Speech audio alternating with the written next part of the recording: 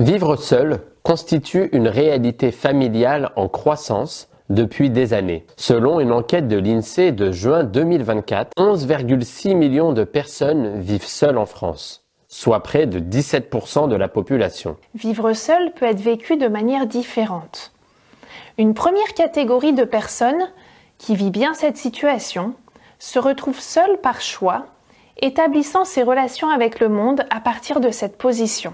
La seconde catégorie de personnes inclut les veufs, les personnes séparées ou divorcées d'une union sans enfants, à charge ou encore celles qui n'ont pas encore trouvé de partenaire. Nous nous pencherons plus particulièrement sur cette seconde catégorie de personnes car ce sont généralement celles-ci qui souffrent le plus en raison de leur situation non désirée.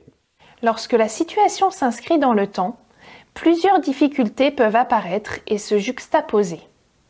Premièrement, le sentiment de solitude.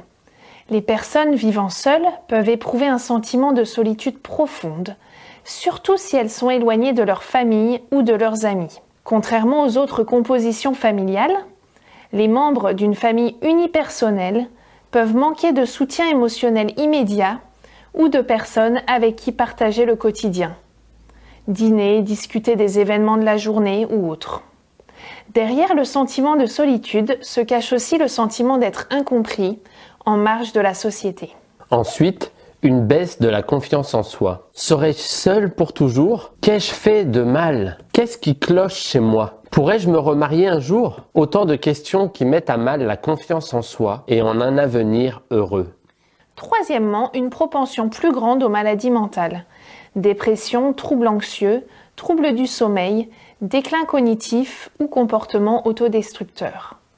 D'après une étude Ipsos datant de février 2022, les célibataires souffrent davantage de symptômes dépressifs et de troubles d'anxiété généralisée que les personnes en couple.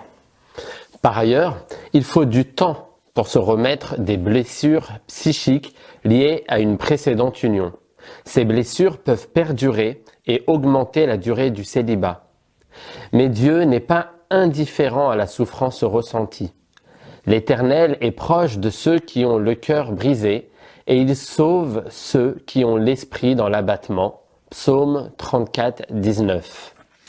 À ce sujet, nous vous proposons un livre de Caroline Palu-Cézac, Guérir de mes blessures d'amour, qui nous donne des outils et des conseils pour pouvoir se remettre d'une histoire difficile et éviter de retomber dans les mêmes mécanismes. Enfin, le manque de contact physique et les difficultés à gérer sa sexualité. Entre désir et besoins physiologiques, il est parfois difficile de maintenir une sexualité saine ou de savoir comment y faire face, comme le laisse sous-entendre Paul dans 1 Corinthiens 7, 2.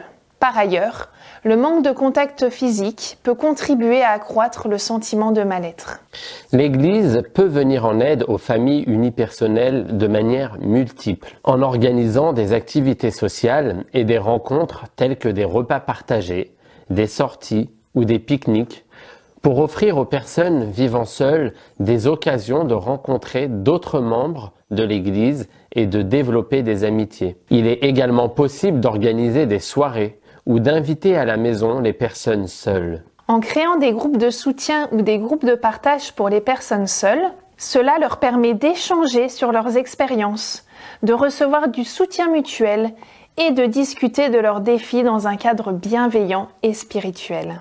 En encourageant les personnes vivant seules à s'impliquer dans des œuvres de charité ou des activités bénévoles au sein de l'Église. En se consacrant au service des autres, il est ainsi possible de diminuer l'impact de la solitude. Une autre manière de les aider serait d'organiser des retraites spirituelles spécialement conçues pour les personnes vivant seules, pour leur offrir un espace de ressourcement, de prière profonde, mais aussi pour renforcer leur foi et redécouvrir la richesse de leur relation personnelle avec Dieu.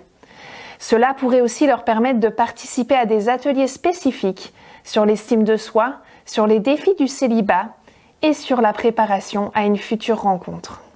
Je vous invite à prier pour les familles unipersonnelles de votre entourage et à demander à Dieu comment vous pourriez les aider.